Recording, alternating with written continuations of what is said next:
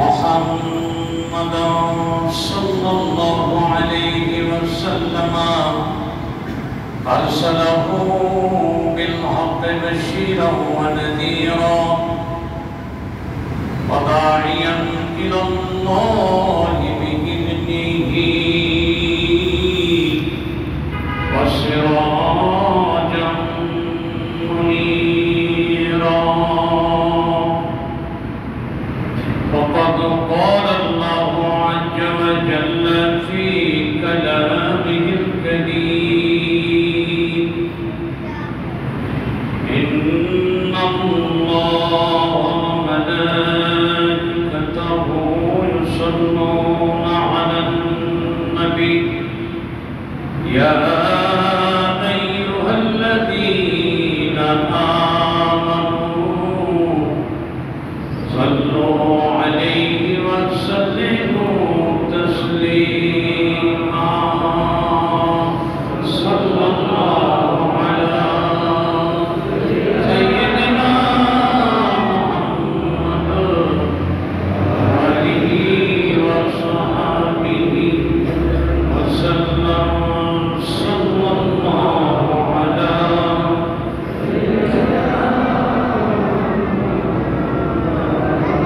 وآله وصحبه وسلم. اللهم صل على سيدنا مولانا محمد وعلى آل سيدنا.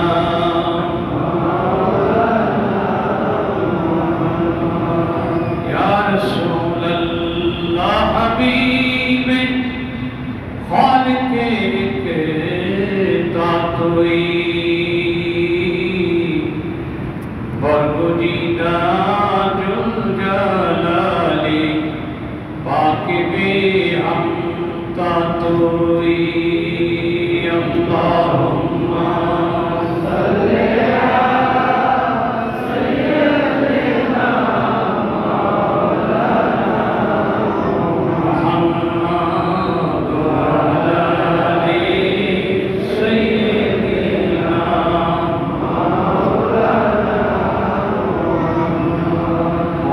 صلی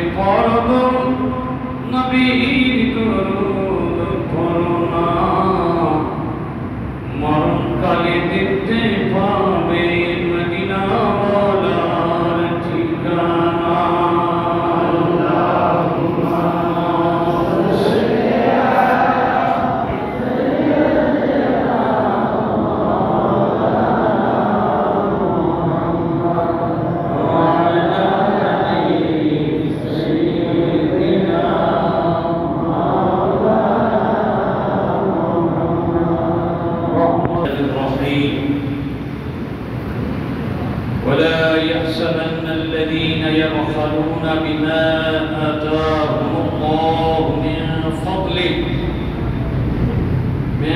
فضله هو خير لهم بل هو شر لهم سيطوقون ما بخلوا به يوم القيامة. صدق الله العظيم وصدق رسوله النبي الكريم ونحن على ذلك لمن الشاهدين والشاكرين. الحمد لله رب العالمين. رب صل وسلم وبارك عليه. حضرات المصليان الكرام، আল্লাহ জাল্লা জালালুহু আম্মা নওয়ালুহু আলী শান দরবারে কোটি কোটি শুকর আদায় করি। আল্লাহ জাল্লা শানুহু পবিত্র মাহে রমজানে এই মাগফিরাতের জুমাবারে এবং মাহে রমজানের দ্বিতীয় জুমাতে আল্লাহর ঘরে আসা বসার আল্লাহ স্পেশাল মেহমান হয়ে আগে ভাগে আসার ব্যবস্থা করে দিয়েছেন। অন্তরের অন্তঃস্থল থেকে কালেমাতুশ শুকর আদায় করি, বলি আলহামদুলিল্লাহ। সম্মানিত হাজিরিন, গত জুমার ঘোষণা অনুযায়ী আজকে জাকাতের উপরে আলোচনা করার কথা। নামাজ যেমনি ফরজ, জাকাতও তেমনি ফরজ। যদি কেউ জাকাত এবং নামাজের মধ্যে পার্থক্য করে এবং জাকাতকে যদি হালকা মনে করে বা কেউ যদি অস্বীকার করে, তাহলে সে সরাসরি কাফের মোরতাদ হয়ে যাবে। আল্লাহ রাসূলের ইন্তেকালের পরে সিদ্দিক আকবর রাদিয়াল্লাহু তাআলা যখন ক্ষমতায় আরোহণ করলেন, খলিফাতুর রাসূল হয়ে যখন তিনি দায়িত্ব পালন করলেন, তখন কিছু লোক জাকাত দিতে অস্বীকার করলেন। জাকাত দিতে যখন অস্বীকার করলেন, তখন হযরতে সাইয়্যিদনা আবু বকর রাদিয়াল্লাহু তাআলা আনহু খলিফাতুর রাসূল ঘোষণা করলেন যে ইন্নী জাহিদুন লিমান ফাররাকা বাইনাস সালাতি ওয়াজ যাকাত। আমি তাদের সাথে যুদ্ধ ঘোষণা করলাম যারা নামাজ এবং জাকাতের মধ্যে পার্থক্য সৃষ্টি করে, এবং যারা জাকাত দিবে না তাদের বিরুদ্ধে আমি যুদ্ধ ঘোষণা করলাম। জোরে সোরে বলুন না নাউযুবিল্লাহ। কাফেররা মাজা, কিছু দুর্বল ঈমানদার জাকাত দিতে অস্বীকার করলেন, তখন তিনি এই ঘোষণাটা দিলেন, মানিঈনে যাকাত, যাকাত দিতে যারা বাধাগ্রস্ত করলেন তাদের বিরুদ্ধে যখন তিনি এই ঘোষণা দিলেন, হযরতে ওমর রাদিয়াল্লাহু তাআলা এসে আবু বকর রাদিয়াল্লাহু তাআলার সামনে আপত্তি উপস্থাপন করলেন। বলেন যে আপনি কাইফা তুকাতিলু মান ক্বালা লা ইলাহা ইল্লাল্লাহ। হে আবু বকর, আপনি তাদের বিরুদ্ধে কিভাবে যুদ্ধ ঘোষণা করতে পারেন যারা লা ইলাহা ইল্লাল্লাহ বলেন, যারা আল্লাহকে মানে, আল্লাহ রাসূলকে মানে, তাদের বিরুদ্ধে আপনি জিহাদ ঘোষণা করলেন? এটা কিভাবে হতে পারে? অথচ আল্লাহ রাসূল বলেছেন, মান ক্বালা লা ইলাহা ইল্লাল্লাহ, যারা লা ইলাহা ইল্লাল্লাহ বলবে, আসমা মিন্নি, আসমা মিন্নি মালুহু ওয়া দামুহু, তার মান এবং তার জান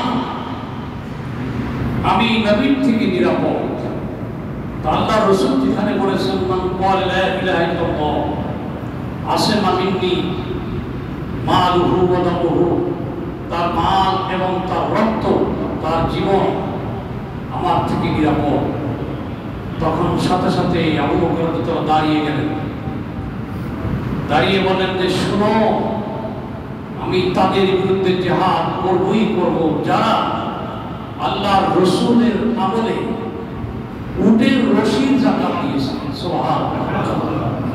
উটের রশি, এই রশির কোনো মূল্য নাই, সেই রশিকেও যারা যাকাত হিসাবে দান করেছে, আর আজকে এসে আমি খলিফা হওয়ার পরে নবীর আমলে যাকাত দিয়েছে, সামান্য জিনিসের যাকাত দিয়েছে, তারা আজকে এসে যাকাত অস্বীকার করবে, এটা কখনোই হতে পারে না। আমি তাদের বিরুদ্ধে জিহাদ করবই করব। এই একটু যখন গরম হয়ে বললেন, হযরতে ওমর রাদিয়াল্লাহু তাআলা ওনার গরমে হযরতে ওমর নরম হয়ে গেলেন। বলুন সুবহানাল্লাহ। হযরতে ওমর কি হয়ে গেলেন? শারাহাল্লাহু কালবা ওমর বিকাউলি আবি বকর। আবু বকরের কথায় হযরতে ওমরের সিনা, তার কলব প্রশস্ত হয়ে গেল। তিনি বুঝে ফেললেন আসল রহস্য কি, যে নবীর আমলে যাকাত দিত, এখন কেন যাকাত দিল? এখন তো অস্বীকার করার কোনো প্রশ্নই আসে না। তখন ফাআরাফা ওমর আন্নাহু আলাল হক, ওমর বুঝতে পারলেন যে হযরতে আবু বকর হকের উপরে আছেন, এবং আর অর্থ হলো হযরতে আবু বকরের জিহাদের ঘোষণা সত্য। এটা বুঝে নিলেন কে? হযরতে ওমর রাদিয়াল্লাহু তাআলা। সেই থেকে সমস্ত সাহাবায়ে কেরামের ইজমা, সালাত এবং যাকাতের মধ্যে কোনো পার্থক্য নাই। আল্লাহু আকবার বলেন। হুকুমের মধ্যে, আইনের ক্ষেত্রে যাকাত এবং সালাত একই রকম। এমনকি কোরআনে কারীমের মধ্যে যাকাতের কথা নামাজের মতোই ৮২ জায়গায় এসেছে। যেখানেই সালাত সেখানেই যাকাত। আল্লাহ রাব্বুল আলামিন আমাদের জন্য শীর্ষস্থানীয় ৪টি ইবাদত ফরজ করেছেন। এই ৪টি ইবাদতের দ্বিতীয় নম্বর হলো যাকাত। ১ নম্বরে সালাত, ২ নম্বরে যাকাত, ৩ নম্বরে সিয়াম রোজা, ৪ নম্বরে হলো হজ। অতএব দ্বিতীয় নম্বরে হলো যাকাত। এই যাকাত যদি কেউ না দেয়, এই যাকাত একদিন ওই মালিকের জন্য কাল হয়ে দাঁড়াবে, মারাত্মক আকারে বিপর্যয় করে তাকে সম্পূর্ণ শূন্য করে দিবে। একজন কোটিপতি যখন ১ কোটি টাকার মালিক হয়, সে যখন হুজুরদের কথা, ইমাম সাহেবদের, খতিবদের বয়ান শুনে যখন হিসাব করে দেখে ১ কোটি টাকায় ২.৫ লক্ষ টাকা যাকাত দিতে হবে, তখন সে বলে হায় হায়, এতগুলো টাকা আমার চলে যাবে, এতগুলো টাকা আমি দিতে পারবো না, এটা তো হতে পারে না, এটা কেমন কথা। আমার ভাইরা, কিয়ামতের ময়দানে আল্লাহ রাব্বুল আলামিন ওই ব্যক্তিকে ওই কারুনের সাথে জাহান্নামী বানাই দিবে। কারুন, তাকে মুসা আলাইহিস সালাম ২.৫ টাকা দিতে বললেন, তিনি বললেন না, আমি পারবো না। হিসাব করে দেখলো, বাবারে বাবা, পৃথিবীর এমন কোন সাগর মহাসাগর নাই, এমন কোন বড় নদী নাই যেই নদীতে তার জাহাজ ছিল। সুবহানাল্লাহ। উনি তো এত সম্পদ আল্লাহ তাকে দিয়েছেন। আমাদের হাকিম মোহাম্মদ মহসিন কত বড় বড়লোক ছিলেন জানেন? ওনার ২৮টা গ্যাসের জাহাজ, স্টিল জাহাজ, এটা সারা বিশ্বের মধ্যে আমদানি রপ্তানির কাজে ঘুরত। বলুন না সুবহান। কয়টা জাহাজ?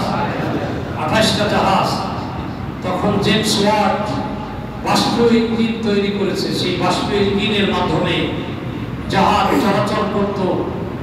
তো হাকিম মোহাম্মদ মহসিনের ২৮টা বিশাল বিশাল জাহাজ সারা বিশ্বের, চায়না থেকে শুরু করে ভূমধ্য উপসাগর থেকে আটলান্টিক মহাসাগর ঘুরে ঘুরে ওনার জাহাজগুলো আমদানি রপ্তানির কাজে ব্যবহার হতো। সুবহানাল্লাহ, আল্লাহু আকবার।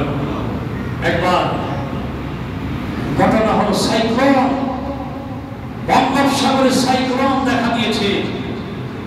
ওনার একটা জাহাজ সাইক্লোনের মধ্যে পড়ে গেছে। তাড়াতাড়ি একটা ইঞ্জিন চালিত নৌকায় করে ওনার কাছে খবর আসলো যে অবস্থা তো খারাপ, একটা জাহাজ বড় মুসিবতে পড়ে গেছে, সবচেয়ে বেশি মাল এই জাহাজের মধ্যে। তো উনি এটা শুনে রুমের মধ্যে চলে গেলেন, একটু হাসি দিয়ে, সুবহানাল্লাহ, হাসি দিয়ে ওনার কামরার ভিতরে চলে গেলেন। একের পরে এক লোক আসতেছে যে হাজী সাহেবকে বলেন যে অবস্থা তো খারাপ, কিন্তু হাজী সাহেব দরজা খোলে না। রাত এসে গেছে, রাতের পর গভীর রাত থেকে সেহরি রক্ত এসে গেছে, খবর নাই। হাজী মোহাম্মদ মহসিন কামরার ভিতরে বসা, ডাকে এত ডাকে সাড়া দিচ্ছে না। আল্লাহু আকবার বলেন। তো খুব ভোরে ভোরে ওনার ম্যানেজার আসলেন, এসে দরজা নাড়াইতে লাগলেন, খুললেন না। তখন ডাক দিয়ে বলতেছেন, হাজী সাহেব সুসংবাদ, আপনি চলে আসুন, আপনি দরজা খুললেন। তো দরজা খুললেন, হাজী সাহেব, হাজী মোহাম্মদ মহাসিনকে কি ডাকতেন? হাজী সাহেব, আলহামদুলিল্লাহ, আল্লাহর দরবারে শুকর, জাহাজের কানা কড়ি পর্যন্ত নষ্ট হয় নাই। জোরে বলুন সুবহানাল্লাহ।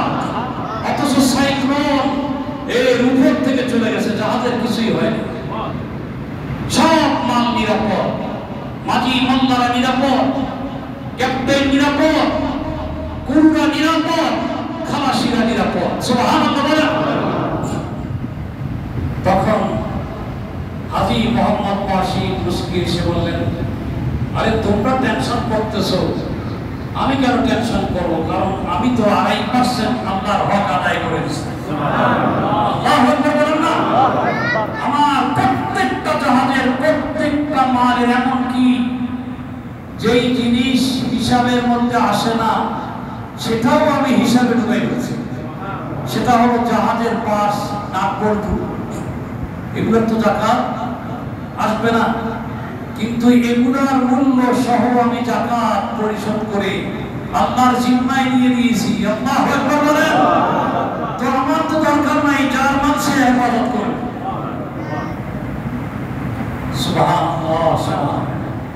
আহা, চিন্তা করেন, হাজী মোহাম্মদ মহাসিন, এখনো মহসিন কলেজ আছে না নাই? হ্যাঁ, এই মহসিন কলেজ ছিল মহসিনিয়া মাদ্রাসা। কি ছিল? মহসিনিয়া, এটা ছিল মহসিনিয়া মাদ্রাসা, কিন্তু এটাকে করতে করতে মহসিন কলেজ হয়ে গেছে। যেমন দেখেন এখন মাদ্রাসাগুলো এই অবস্থা দাঁড়াইছে, যেভাবে নারী কোটা শিক্ষিকা নিতে হবে বাধ্যতামূলক করে দিয়েছে, এটাও ধীরে ধীরে ভবিষ্যতে মনে হয় সব গভর্নমেন্ট কলেজ হয়ে যাবে, স্কুল হয়ে যাবে, এমন অবস্থা। এই হাজী মোহাম্মদ মহসিন, আল্লাহু আকবার, সেই রাত্রে উনি তাহাজ্জুদের নামাজ আদায় করে আল্লাহর দরবারে দুটি হাত তুলছিলেন। আল্লাহ, আমার মালের যাকাত আমি তোমাকে দিয়ে দিয়েছি, তো তোমার শক্তির সামনে সাই করো কি? আল্লাহু আকবার বলেন। আল্লাহর হাতে দিয়ে দিয়েছেন। অনেকে বলে থাকেন, হুজুর আমি তো যাকাত দিই, তারপর আমার উপর এত বিপদ। আরে ভাই, তুমি প্রথম থেকে দাও নাই। যারা প্রথম হইতে মাল দিয়েছে, তুমি যে ওই আগে কিছু অনাদায়ী রেখে দিয়েছো, হিসাব কর নাই, কিপটামি করেছো, মাক্কিগিরি করেছো, বখিল যদি জমিনে দরিয়ায় যদি সেজদা দেয়, তবু তার এই সেজদা কবুল হবে না, কবুল হবে না, কবুল হবে না। বখিল যারা যাকাত দেয় না, দান করে না, তারা যদি গোটা জমিনের সব জায়গায় সেজদা দেয়, আর দরিয়াতেও যদি সেজদা দেয়, আর হিসাব করতে গেলে চিন্তা করে, আল্লাহ, দেখেন একটা ছেলে এক সপ্তাহ আগে আমাকে ডেকে বলছে, হুজুর আমি প্রথম হইতে যাকাত দিই, হুজুর আগামী 15 রমজানের পরে আমার দোকানে একটু আসবেন, সিটি মার্কেটের পাশেই দোকান। ছোট্ট, একেবারে ছোট্ট একটা ছেলে থেকে সে এখন মাশাআল্লাহ, যে হুজুর আমি হিসাব করে যাকাত দিই, আমি 15 তারিখের ভিতরে প্রত্যেকটা মাল নামায় নামায় হিসাব করবো। বলে না, তুমি তো খেয়াল করে যা, আন্দাজ করে দিলেও হবে। কথা না, আমার যদি ভুল হয় তো এই জন্য আপনি একটু আসবেন, আপনাকে বুঝাবো আমারটা হয়েছে কিনা, এরপরে একটু দোয়া করবেন। কারণ আপনি বলেছেন যে আল্লাহ রাব্বুল আলামিনকে আমার নবী যাকাত দাতার জন্য দোয়া করতে বলেছেন। সুবহানাল্লাহ। খুয মিন আমওয়ালিহিম সাদাকা, আল্লাহ বলেন সূরা তাওবায় 103 নম্বর আয়াত, খুয মিন আমওয়ালিহিম সাদাকা, ইয়া রাসূলুল্লাহ, ইয়া হাবিবাল্লাহ, ধনীদের থেকে আপনি যাকাত সংগ্রহ করুন। তুতাহিরুহুম, এই যাকাত তাদেরকে পাক ও পবিত্র করে দিবে, তাদের অতুজাক্কিহিম, এবং তাদের শরীরকে পাক করবে, তাদের মালকে পাক করে দিবে। 2.5 টাকা দেওয়ার কারণে 97.5 টাকা পাক হয়ে যাবে। জোরে বলুন না সুবহানাল্লাহ। 100 টাকার যদি আপনি 1 বছরের মালিক হন, নেশাব পরিমাণ যদি হয়, এবছরের নিসাব রূপার দামে সারা বাংলাদেশের আলেমরা গবেষণা করে রূপার দাম হিসাব করে বের করেছেন ৯৫,০০০ টাকা নিসাব। কত? ৯৫,০০০ টাকা নিসাব। এই ৯৫,০০০ টাকা তার সমস্ত কর্য সব অভাব অভিযোগ প্রয়োজনীয় জিনিস খরচের পরে এই টাকাটা যদি ১ বছর হাতে থাকে তাহলে ১ বছর পুরা শর্ত। কয় বছর? ১ বছর যদি আপনার মালিকানায় থাকে তাহলে এই টাকার সবগুলোতে ৯৫,০০০ টাকা পড়ে না, এই টাকার সবগুলোতে আপনাকে ২.৫% অর্থাৎ ৯৫,০০০ টাকাকে ৪০ দিয়ে ভাগ দিবেন। কত দিয়ে? ৪০ দিয়ে ভাগ দিলে ৪০ টাকায় ১ টাকা, ৮০ টাকায় ২ টাকা, ১০০ টাকায় ২.৫ টাকা। তাহলে কত পার্সেন্ট দিতে হবে? ২.৫% জাকাত দিতে হবে। এটা যদি আপনি দেন তাহলে ২.৫ টাকা এটা দিবেন আপনি গরিবকে, এই ২.৫ টাকা পাহারাদার হয়ে যাবে। সুবহানাল্লাহ। এই ২.৫ টাকা কি হয়ে যাবে? দাওয়ান হয়ে যাবে আপনার মালের। এই ২.৫ টাকা আপনার ৯৭.৫ টাকাকে হেফাজত করবে। আল্লাহু আকবার বলেন না? আল্লাহু আকবার। কিন্তু ভাই ওই ২.৫ টাকার জন্য পাগল, ওই ২.৫ টাকাকে মনে করে এটা আমার টাকা। এটা তো আসলে আমার টাকা না, ওটা গরিবের হক। আল্লাহ নিজেই বলেন অফি আমওয়ালিকুম হাক্কুল লিসাইলি ওয়াল মাহরুম, তোমাদের মালের মধ্যে সুয়ালকারী, ভিক্ষাকারী, বঞ্চিত, মাহরুম, যাদেরকে আল্লাহ সম্পদ দেয় নাই, তোমাকে আল্লাহ সম্পদ দিয়ে তোমার হাতের মধ্যে বরকত দিয়ে দিয়েছেন, তোমার হাতটাকে আল্লাহ কবুল করেছেন। তুমি ছাই ধরলে কি হয়ে যায়? সোনা হয়ে যায়। তোমার মধ্যে এত বরকত, আর তুমি এই বরকত পাইয়ে নিজেকে মনে করো নিজের যাও হরকত, মানে নড়াচড়া করে, হ্যাঁ, বরকত পাইয়ে হরকত করে, দাপট দেখায়। বরকত পাইয়ে হরকত করে মানে কি? দাপট দেখায়, আমার টাকা, আমার পয়সা। আজকে আমাদের ইমাম সাহেব, আনিস সাহেব একজন আর কথা বললেন, টাকায় বরকত হইতে হইতে তার এমন হয়ে গেছে, বাড়ি গাড়ি বিল্ডিং করতে করতে জাহাজের মালিক হইয়া টইয়া পড়ে এমন অবস্থা হয়েছে, সব বেচতে বেচতে, আরে আল্লাহ, তার বউয়ের দাপট করে, দাপট দেখে সব বেচতে বেচতে স্টক করে বিছানায় শয্যা সরিয়ে কুমুদ খাইয়া দুনিয়া থেকে যাইতে হয়েছে। কথা বলেন নাই? বরকত পাইয়া তুমি হরকত করতেছো, এত হরকত করা পর্যন্ত, হরকত মানে নড়াচড়া। যেমন হজে উমরায় গেলে দেখবেন পুলিশ সামনে হাররেক কি বলে? হাররেক, হাজি হাররেক, মানে হাজি তুমি হরকত করো মানে কি? নড়াচড়া করো। তো আমাদের লোকেরা কিছু বাঙালি মুসলমান আছে, তারা কিছু টাকা পয়সা হইলে দাপট দেখায়। এখনো ক্ষমতা পাইলে দাপট দেখায়, আর বলে কি পাইলে? হ্যাঁ, এই দাপট বেশি দিন এই দাপট দেখাইছিল কারুন। কে? মুসা আলাইহিস সালাম আল্লাহ থেকে পারমিশন নিয়ে বলেন তোমার ২.৫ টাকা দিতে হবে না, ১ টাকা দাও। কয় টাকা? ১ টাকা। সব টাকায় ১ টাকা দাও। হিসাব করে রাখতে পারে, কালকে বলবো।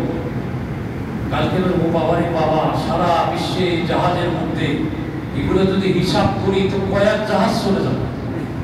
বোঝা না পারবো না মুসা, এত টাকা দেওয়া আমার পক্ষে সম্ভব না। এরপরে পারমিশন নিয়ে মুসলমানের আটানা দাও, আটানা ১০০ টাকায় আটানা দাও। আমি আল্লাহ থেকে বলে কয়ে মুসলমান দেখতেছে তার আটানা দিলে তো দুনিয়া শেষ। আটানার জাকাতে একজন গরিব থাকবে না।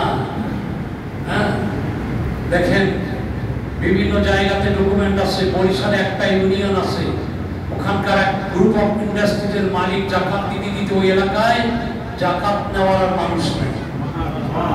অথচ কয় টাকা জাকাত? ২.৫ টাকা। আর সরকার ভ্যাট ট্যাক্স নেয় কত %? হ্যাঁ, 15%, তাও যদি আবার 20 লাখের উপরে যায়, 10 লাখের উপরে যায়, পার্সেন্টেজ আর বাড়ে না কমে? এরপর দেশের দারিদ্র বিমোচন করতে পারে না। আর ওই গ্রুপ ইন্ডাস্ট্রির মালিক একা একজনে একটা ইউনিয়নকে দারিদ্র মুক্ত করেছে। কয় টাকার বিনিময়ে?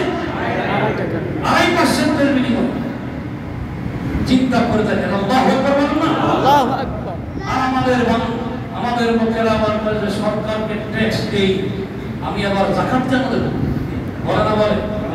আমরা তো ট্যাক্স দিচ্ছি। আরে ভাই, কোনটার সাথে কি মিলাইতেছেন? আপনার দেওয়া ট্যাক্সের সুবিধা আপনি ভোগ করেন, ঠিক কিনা? রাস্তাঘাট, বিদ্যুৎ, নিরাপত্তা, রাষ্ট্রীয় হেফাজত, এইগুলো ওই ট্যাক্সের মাধ্যমে হয়, ঠিক না? হ্যাঁ, ট্যাক্সের মাধ্যমে। সেই সুবিধা আমি পাই না পাই, কিন্তু আমার যাকাত কি আমি খাইতে পারবো? তাহলে যাকাত আর ট্যাক্সের মধ্যে কি আছে? পার্থক্য আছে। খুব ভালো করে বুঝে নেবেন। অনেকে আছে, আমার এক খুব পরিচিত মাওলানা আছে, এনাম ভাই এটা কেন দেবো, আমরা তো সরকারকে যাকাত দিই, ট্যাক্স দিই, খাজনা দিই। বলে আপনি মাওলানা হয়ে এইসব একটু পয়সা হয়েছে তো আপনার দিতে মনে চায়, কথা বুঝছেন? পয়সা হয়েছে তো এই জন্য দিতে মনে চায় না, এই জন্য হিল্লা তালাশ করে। যেমন মানুষ বউ তালাক দিলে যাকাত বউ ছাড়ে না, তালাক দিলে বউ ছাড়তে চায় না, মাল হইলে যাকাত দিতে চায় না। এটা আমার অনেক পুরনো কথা, কথা বুঝতে পারছেন? বউ ছাড়লে, তালাক দিলে কি বউ ছাড়তে চায় না, আর মালের মালিক হলে কি দিতে চায় না? যাকাত দিতে চায় না।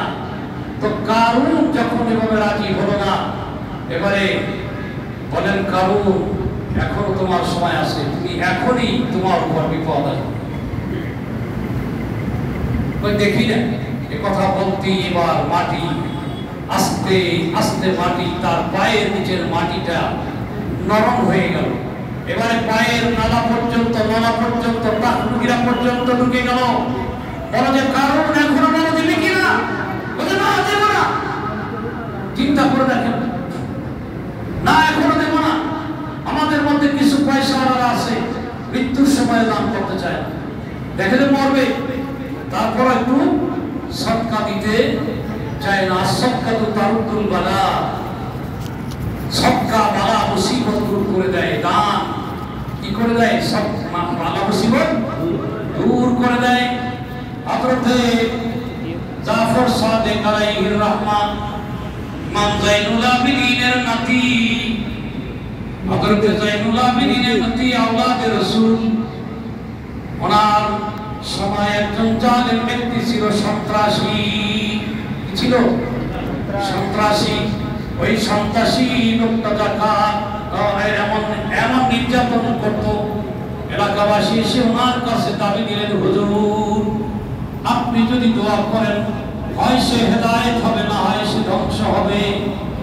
জাফর সাদিক আলাইহির রহমান আল্লাহু আকবার বলেন, আল্লাহ আল্লাহ তুমি তার বিচার করো। তো ওই লোকটা কি করলো? কাঠ কাটলো। ওই সন্ত্রাসী লোকটা পয়সা অর্জনের জন্য কাঠ কেটে বাজারে যাচ্ছে। তখন জাফর সাদিকের সামনে দিয়ে যাইতেই তিনি দেখতে পাইলেন তার লাকড়ির উপরে একটা বিদ্যর সাপ ফনা ধরে আছে, একটা বিদ্যর সাপ। উনি যাওয়ার পরে উপস্থিত যারা ছিলেন তাদেরকে বললেন যে তোমরা আজকে জালেমের জুলুম থেকে রেহাই পাবে, কারণ ওই সাপ তার লাকড়ির উপরে ফানা ধরে আছে, তাকে কি করবে? দংশন করবে। তোমরা একটু অপেক্ষা করো। সে যখন লাকড়ি নিয়ে বাজারে গেল, লাকড়িটা যখনই নামাইছে তখন লাকড়িটা পড়ল সাপের গায়ের উপরে। কিসের উপরে?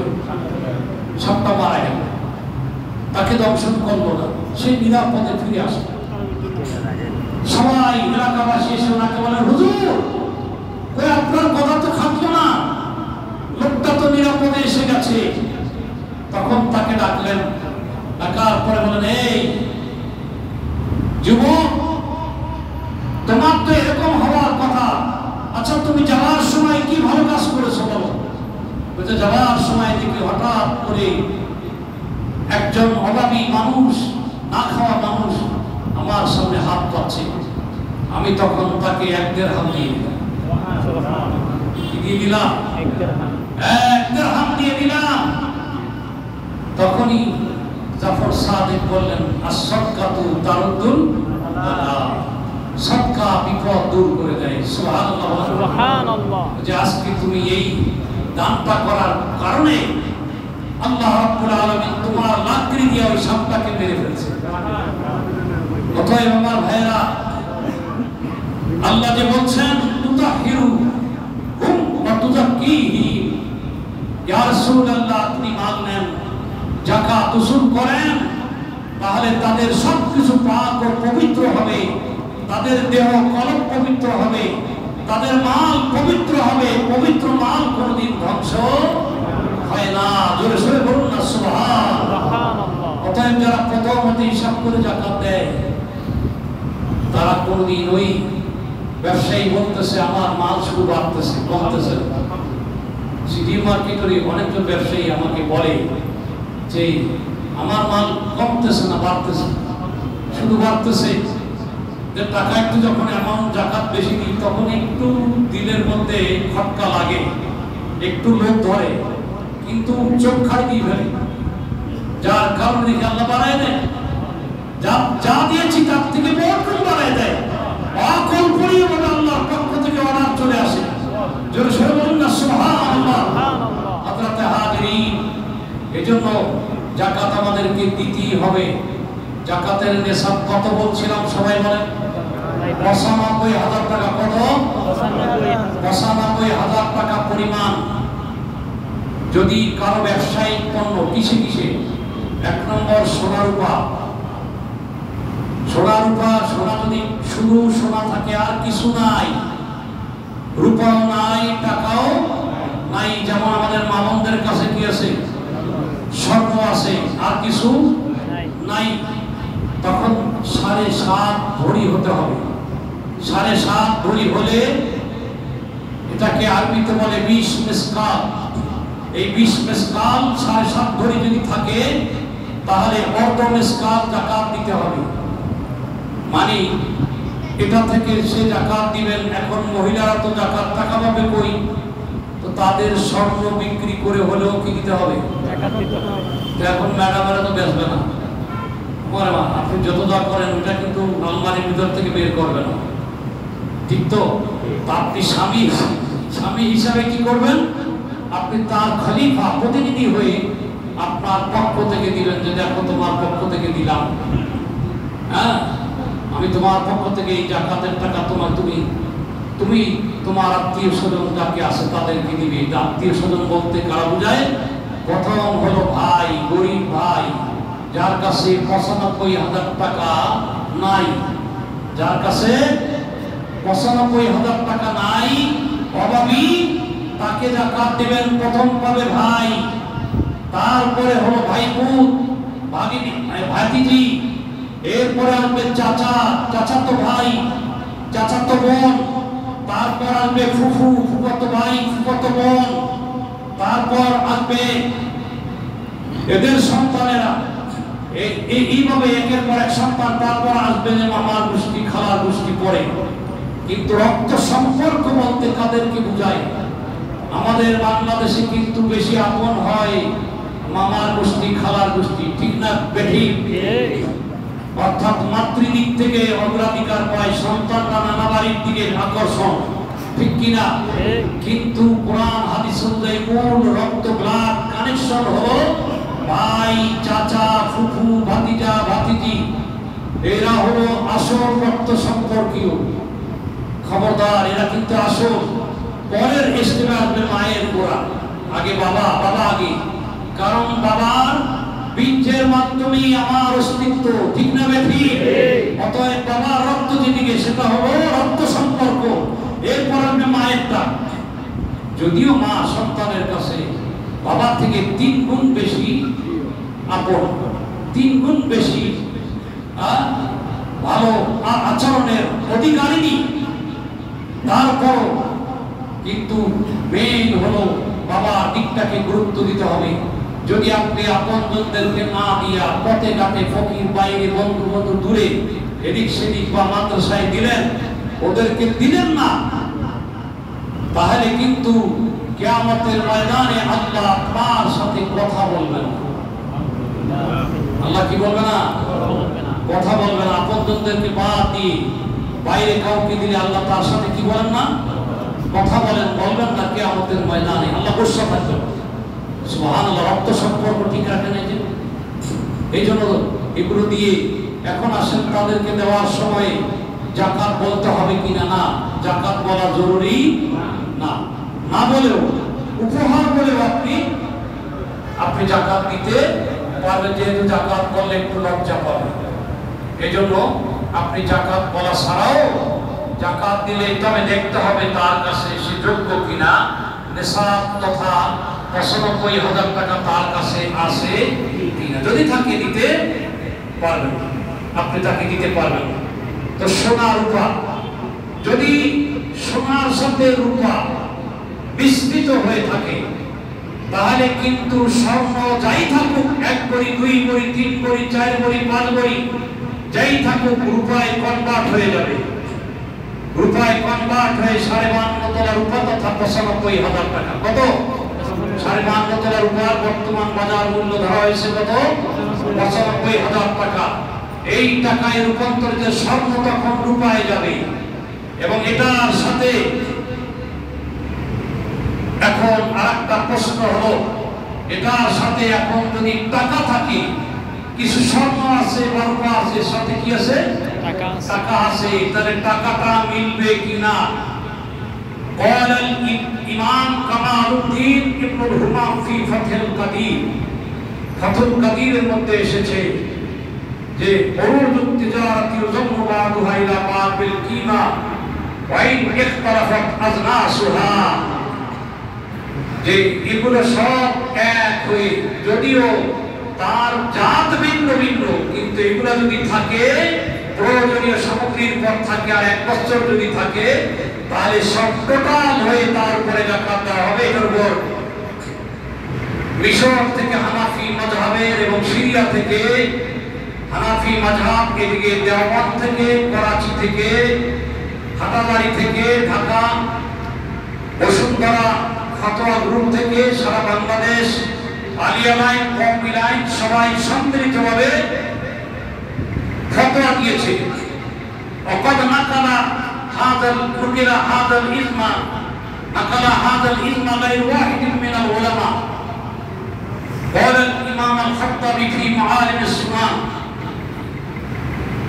ولا أعلم عامة اختلفوا في أن من كانت عنده 100 درهم, কারো কাছে যদি ১০০ দিরহাম থাকে বা টাকা থাকে, وعنده عرض التجارة, তার কাছে যদি তিজারতের মান থাকে এবং স্বর্ণ রৌপ্য এগুলো যদি থাকে, তাহলে এটা সব এক হয়ে যাবে। আল্লাহ উলামা ওয়ালা আন্নাহু মান কানা ইয়ামলিকু আরদান লিত্তাদা মাহু মালুন নাকদিয়ুন আখার গায়রু হালালিয়া হাউল, ১ বছর যদি ঘুরে তার উপরে যাকাত ওয়াজিব হবে।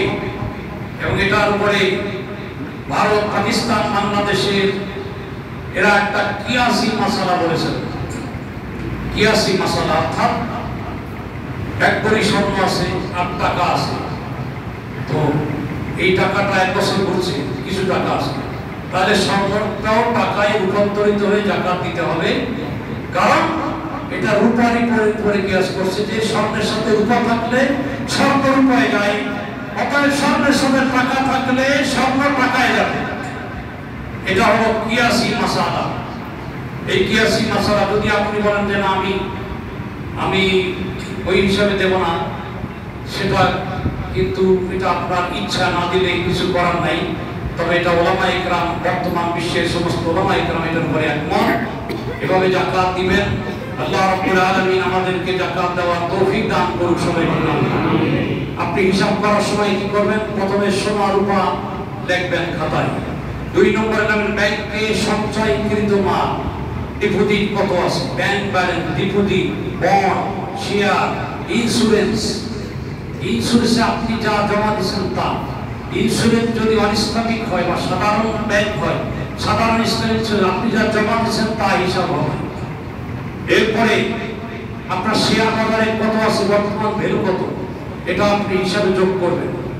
এরপরে আপনার দোকানে আপনি অ্যাডভান্স দিয়ে রাখছেন, অ্যাডভান্স, এই অ্যাডভান্সের টাকাটা আপনার যে ওটার উপর ভিত্তি করে আপনি ব্যবসা করেন, এটা পুঁজি, এটা কি, এটা জাকাত দিবেন। তবে যেই দোকানদার, দোকানের মালিক, সে যেহেতু অগ্রিম নিয়েছেন, সে ওটার উপর জাকাত দিবে না, এটা তাকে দিয়ে দিতে হবে। কথা বুঝতে পারছেন? এটা সে তার দায়ের ভিতরে আছে। কিন্তু আপনি ব্যবসা করতে গিয়ে অ্যাডভান্স দিয়েছেন, এটা আপনার মালের মধ্যে হিসাবে আসবে। তবে এখানে একটা মাসালা আপনাদের কি শোনাই। হযরত আব্দুল্লাহ ইবনে মাসউদ রাদিয়াল্লাহু তাআলা আনহু, যিনি সাহাবীদের মধ্যে সেরা মুফতি ছিলেন, উনি ফতোয়া দিয়েছেন, কেউ যদি জামানতে দোকান নেয়, ব্যবসার প্রতিষ্ঠানে অ্যাডভান্স নেয়, জামানত সেটা বন্ডের মতো, বন্ধকের মতো। আব্দুল্লাহ ইবনে মাসউদ রাদিয়াল্লাহু তাআলা আনহুকে হযরত মুহাম্মদ ইবনে সিরিন, ইমাম মালিকের উস্তাদ, উনি জিজ্ঞাসা করলেন, হুজুর, আমি একজনকে একটা ঘোড়া বন্ধক দিয়েছি, ওই ব্যক্তি ঘোড়ার উপরে সওয়ার হয়। আর এক রায়ত আছে যে ওই ঘোড়ায় সওয়ার যিনি হন, উনি বন্ড দিয়েছেন, বন্ধক দিয়েছেন ঘোড়া, উনি ওই ঘোড়া ব্যবহার করতেছেন। তো উনি এসে জিজ্ঞাসা করলেন, আব্দুল্লাহ ইবনে মাসউদ, আমি ঘোড়ায় সওয়ার হই, এই ঘোড়াটা আমি বন্ধক নিয়েছি, এটা আমার জন্য জায়েজ হবে কিনা? আব্দুল্লাহ ইবনে মাসউদ ব্যক্ত কণ্ঠে ঘোষণা দিলেন, বন্ধক নেওয়া, জামানত নেওয়া, যেই জিনিস, এই জিনিস তুমি যা ব্যবহার করেছো, ব্যবহৃত সেই ফায়দাটা তোমার জন্য সুদ হয়ে যাবে, হারাম হয়ে যাবে। অতএব আপনি যদি দোকানের জন্য জামানত, বন্ধক নেন, সেই টাকা দিয়ে আপনি ব্যবসা করলে ওই টাকাটা সুদের হবে। তো কি করবেন? আপনি নিবেন অগ্রিম ঋণ হিসেবে। অগ্রিম কি হিসেবে? ঋণ হিসেবে নিবেন। কাগজ লেখা সময় না লেখলেও মৌখিকভাবে বলে দিবেন যে এই টাকাটা তোমার থেকে আমি ঋণ নিছি, যার থেকে কিছু টাকা কাটা যাবে। মনে রাখবেন, কাটা গেলে ওই টাকাটা আপনি ব্যবহার করতে পারবেন। কিছু টাকা, 5 টাকা করে অ্যাডভান্স দিয়েছেন, মাসে মাসে 2000, 5000, 1000 টাকা কি করবেন? ভাড়ায় কেটে দিবেন। তাহলে সেটা জায়েজ। আব্দুল্লাহ ইবনে মাসউদ শিখাই দিয়েছেন। কত মানুষ সুদ খাইতেছে দেখতেছেন, বুঝতে না পারে। আমার মাসালা দেওয়ার কাম দিলাম, আপনারা মানার কাম আপনাদের দায়িত্ব। আল্লাহ আমাদেরকে হেফাজত করুক, সবাই বলুন আমিন। আমিন। এটা আমার এই ভিডিওতে স্পেশাল হেডিং হয়ে যাবে যে বন্ধক দেওয়া, জামানতে নেওয়া, যেখান থেকে কাটা হয় না, সেটার ফায়দা বা সেটা ব্যবহারের বিধান, এটা আসবে। তো যাই হোক, আপনি অ্যাডভান্স যেটা আপনি দিয়েছেন, যেটা ঋণ হিসেবে বা অগ্রিম হিসেবে যেখান থেকে কত যায়, ওটাও আপনার কিসে আসবে? হিসেবে আসবে। হজের টাকা, হজে যাবেন, এটা টাকা জমাইতেছেন, ওটার উপর কি দিতে হবে? জাকাত দিতে হবে। আর ঘর বাড়ি করবেন, বিয়ের জন্য টাকা জমায় রাখছেন, হ্যাঁ, এটার জন্য কি দিতে হবে? জাকাত দিতে হবে, যদি 1 বছর ধরে।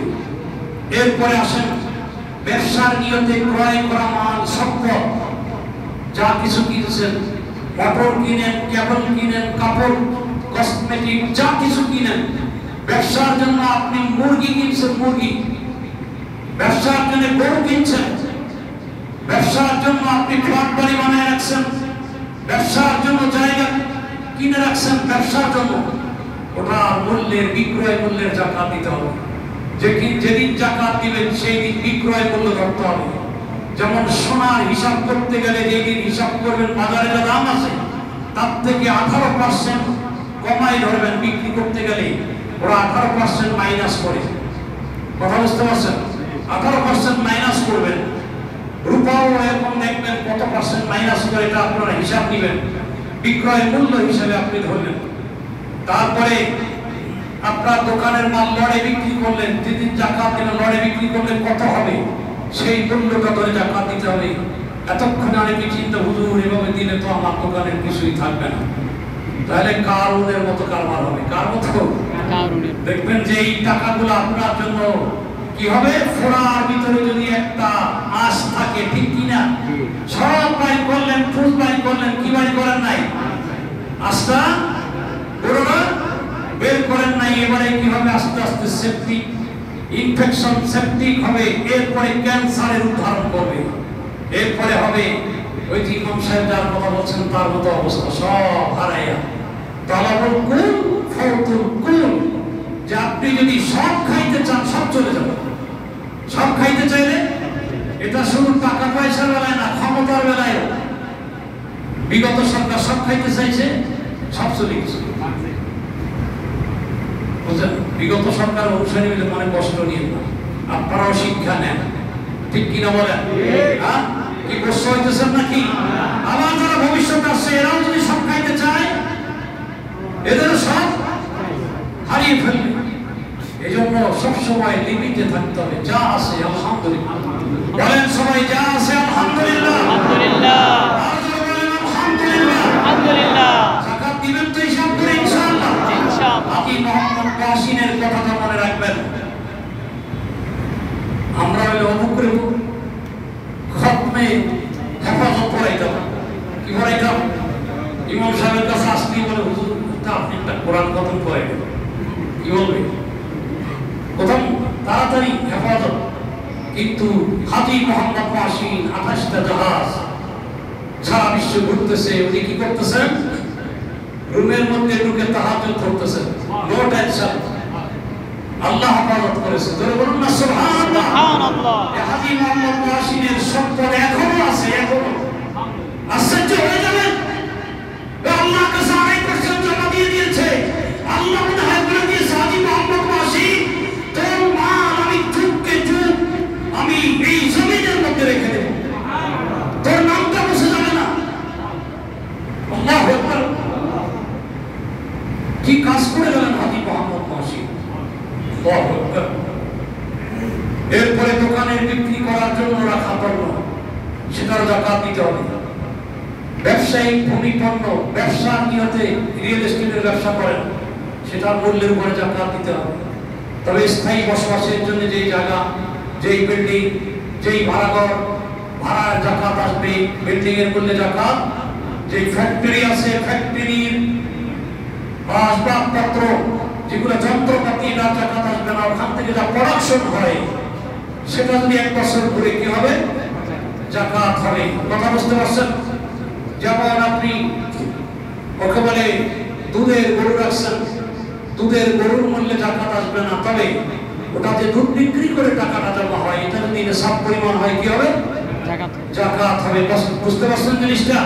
আপনার একটা ট্রাকের মালিক, আর কিছুই নাই, টাকা পয়সা নাই, সোনা দানা কিচ্ছু নাই, এখন যাকাত দিতে গেলে তো চাক্কা বিক্রি করা লাগবে, ঠিক কিনা? তো চাক্কা বিক্রি করলে তো ট্রাকই থাকবে না। তো যেই জিনিস আদায় করতে গেলে তার মৌলিক জিনিস হারিয়ে ফেলে, সেই জিনিসটার ঘরে কি নাই, বরং কি আছে, ট্রাকের ভাড়ায় কি আছে, যাকাত আছে। এরপরে বাসি বাড়ি, বাড়ি ভাড়া ইত্যাদি। এখন আপনারা মোটামুটি আইডিয়া পাইছেন তো? বলেন আলহামদুলিল্লাহ, আলহামদুলিল্লাহ। যাই হোক, একটু দান করবেন, হাত খুলেন, আল্লাহ আপনার দিকে হাত খুলে দিবেন। আপনি যদি 1 হাত বাড়াইলেন, আল্লাহ 10 হাত বাড়াইবেন। আপনি যদি দৌড়ে যান, আপনি যদি হেঁটে হেঁটে যান, আমার আল্লাহ দৌড়ে দৌড়ে আপনার কাছে, আল্লাহ আপনাকে বরকত দিয়ে ভরপুর করে দিবেন। চোরে ডাকাতে আপনাকে কোনো ক্ষতি করতে পারবে না। আল্লাহু আকবার বলেন। আল্লাহ আমাদেরকে হিসাব করে যাকাত দেওয়ার তৌফিক দান করুন। ভাইরা, এই যে উযুখানা থেকে মসজিদে চলাচলের পথে টাইলস লাগানো হবে, আজকে টাইলস আনা হয়ে গেছে। বাকিতে এই শোধ করার জন্য আপনারা একটু কিছু টাকা আল্লাহর রাস্তায় একটু দেন। এখানে পার্কিংটা সুন্দরভাবে দেবে, যাতে করে মুসল্লিরা যাতে আসতে পারে। একটু কিছু এই টাইলসের জন্য আপনারা কিছু বাকি টাকাটা পরিশোধ করার জন্য একটু আল্লাহর রাস্তায় পকেটে হাত দেন। এই যে আপনি ওঠেন। একটা ব্যাপার আছে, সেটা হলো যে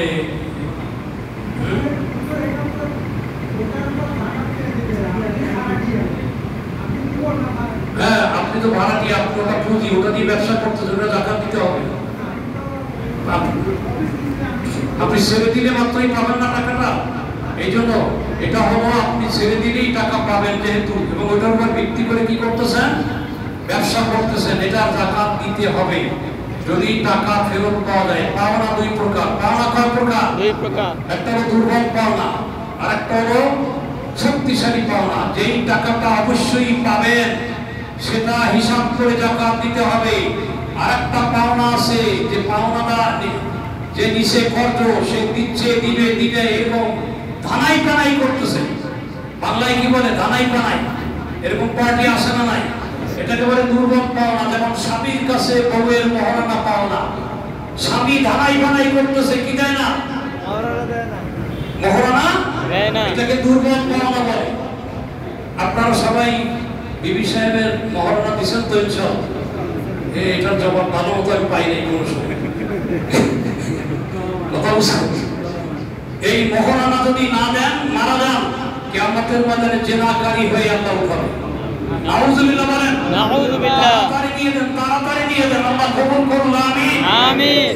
এই দুর্বল পাওনা, কি পাওনা? দুর্বল পাওনা, যে 50% পাবো, 50% পাবো না, বা এমন সিটিং এর হাতে টাকা পড়ছে, পাওয়ার আশা নাই। যেটা শক্তিশালী পাওনা, যেমন উনি যেটা প্রশ্ন করেছেন, এটা ঘর ছেড়ে দিলে কি পাওয়া যাবে, অতএব এটা জাকাত হিসাব করে দিতে হবে। আর যেটা পাচ্ছি পাবো না, সেটা যখন পাবেন তখন থেকে বছর হিসাব হবে। কথা ক্লিয়ার? আল্লাহ রাব্বুল আলামিন আমাদেরকে যথাযথভাবে হিসাব করে জাকাত দেওয়ার তৌফিক একটু টানছেন জন্য দেন। আল্লাহ রাসূলের রঙের কাজ চলতেছে, এদিকে গোল্ডেন কালার দিচ্ছে, এদিকে সবুজ গম্বুজ ফুটে উঠেছে। বলেন আলহামদুলিল্লাহ। আলহামদুলিল্লাহ। সব যখন কালার হয়ে আফসার ভাই যখন বিভিন্ন লাইট ফিটিং করে দিবে, এত সুন্দর একটা মসজিদ হবে, চতুর্দিকে রাস্তা মানুষ দেখবে, খুশি হবে। আলহামদুলিল্লাহ বলেন। আলহামদুলিল্লাহ। চার তলা মসজিদ ফুটফুট করে জ্বলবে জোনাকির আলোর মতো। আল্লাহ রাব্বুল আলামিন এই মসজিদে যারা নামাজ পড়বে, আল্লাহ তাদেরকে মকবুল মুসল্লি বানায় দিন। সবাই বলেন আমিন। আপনাদের দানে সদকায়ে জারিয়া চলতে থাকবে, আল্লাহ কবুল করুন। আমিন। ওয়া আখিরু দাওয়ানা আলহামদুলিল্লাহ। হুজুর, আমি একজনের কাছে 1 কোটি টাকা পাই, কিন্তু সে আমার টাকা দিচ্ছে না, আমি তো এটা হিসাব এখন দিলাম না। আরেকজন হচ্ছে রোজা গালিগালাজ করে, গালিগালাজ করলে, মিথ্যা কথা বললে তার রোজা থাকা আর না থাকা বরাবর খায়। আল্লাহ রাসূল বলছে, না খাইয়া পেটের কষ্ট দেওয়ার দরকার নেই। যদি মিথ্যা কথা কয়, গীবত করে আর গালি দেয়। কিছু মানুষ আছে রমজান আইলে গালি বাড়ে, আছে না নাই? আছে। পুরো মেডিকেল এই অবস্থা, প্রথম ঘরের ভিতরে গরম মরম করে, কারণ কি? পানি স্বল্পতার কারণে ব্রেনে অক্সিজেন থাকে না, যেন মাথা গরম থাকে, এই জন্য ঠান্ডা রাখতে হবে। আল্লাহ হেফাজত করুন। সবাই বলুন আমিন। আমিন। যারা সুন্নাত পড়েন নাই সুন্নাত করে